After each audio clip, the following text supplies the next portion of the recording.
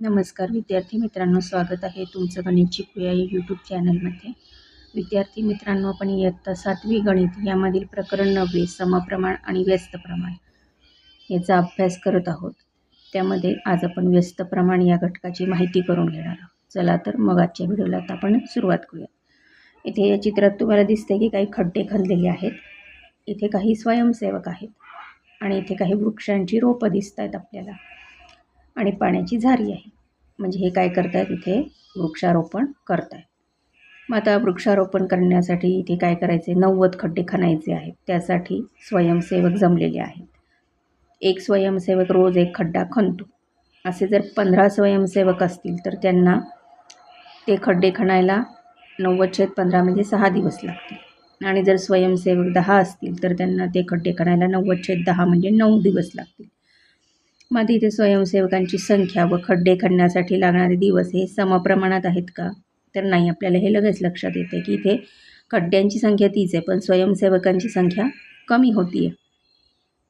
मग स्वयंसेवकांची संख्या जर कमी झाली तर खड्डे खणायला दिवस जास्त लागतात आणि स्वयंसेवकांची संख्या जास्त असेल तर खड्डे खणायला दिवस कमी लागतात.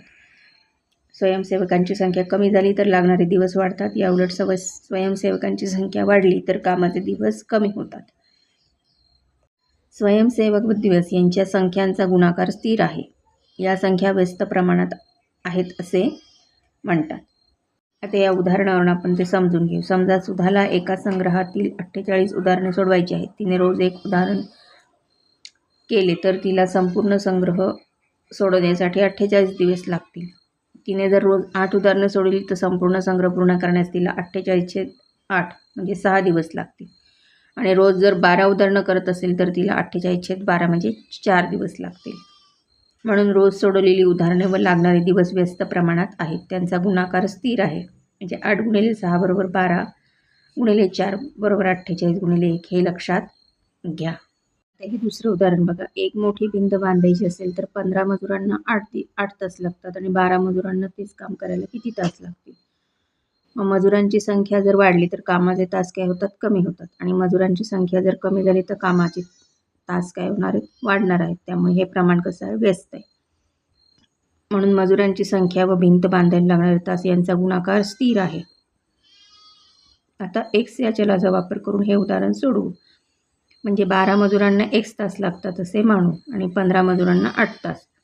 12 मजुरांना x तास लागतात म्हणून 12 × x = 15 × 8 म्हणून 12x = 120, x = 10 म्हणजे 12 मजुरांना भिंत बांधायला 10 तास लागतील. त्याचप्रमाणे हे दुसरं उदाहरण.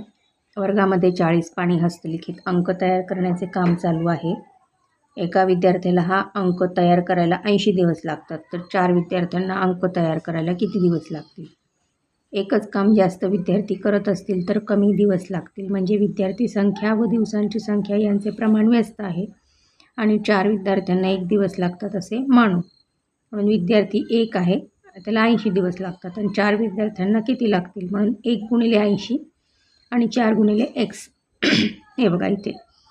म्हणून x = 80/4 म्हणून x = 20 म्हणजे 4 विद्यार्थ्यांना 20 दिवस लागतात. आता इथे उदाहरण बघा. एका शाळेतील 7वीचे विद्यार्थी सहलीसाठी एका शेतमळ्यामध्ये बसने गेले. त्यावेळी आलेले त्यांचे काही अनुभव पाहू. प्रत्येक अनुभवातील संख्या समप्रमाणात आहे की व्यस्त प्रमाणात ते लिहा. सहलीसाठी प्रत्येक मुलाकडून खर्चासाठी 60 रुपये घेतले. एकूण 45 विद्यार्थी होते म्हणून किती रुपये जमले असतील? तर 60 × 45 यांचा इथे आपण गुणाकार केला, तो आला 2700 रुपये. आणि जर 50 विद्यार्थी असतील म्हणजे 5 विद्यार्थी वाढले पण खर्च तोच आहे 60 रुपये. मग 60 × 50 म्हणजे 3000. म्हणजे इथे काय आहे, व्यस्त प्रमाण आहे. कारण विद्यार्थी संख्या वाढली तसेच पैसे पण वाढले. विद्यार्थ्यांची संख्या व जमणारी वर्गणी व्यस्त प्रमाणात आहे. शाळेजवळच्या मिठाईवाल्याने सहलीसाठी 90 लाडू दिले. मग आता 45 विद्यार्थी असते सहलीला असते तर प्रत्येकाला किती लाडू मिळाले असते? तर 90/45 म्हणजे 2 लाडू मिळाले असते. आणि 30 विद्यार्थी असते तर 90/30 म्हणजे किती मिळाले असते? 3 लाडू. म्हणजे हे पण व्यस्त प्रमाण आहे. त्यानंतर इथे पुढे सहलीचे ठिकाण शाळेपासून 120 किलोमीटर होते, म्हणून शेतमळ्यात जाताना बसचा वेग 40 किलोमीटर होता. तर किती तास लागले? 120/40 बरोबर किती? 3, म्हणजे 3 तास लागले. आणि परत येण्याचा बसचा वेग 60 किलोमीटर होता. मग किती तास लागले? तर 120/60 म्हणजे 2 तास. हे पण व्यस्त प्रमाण आहे.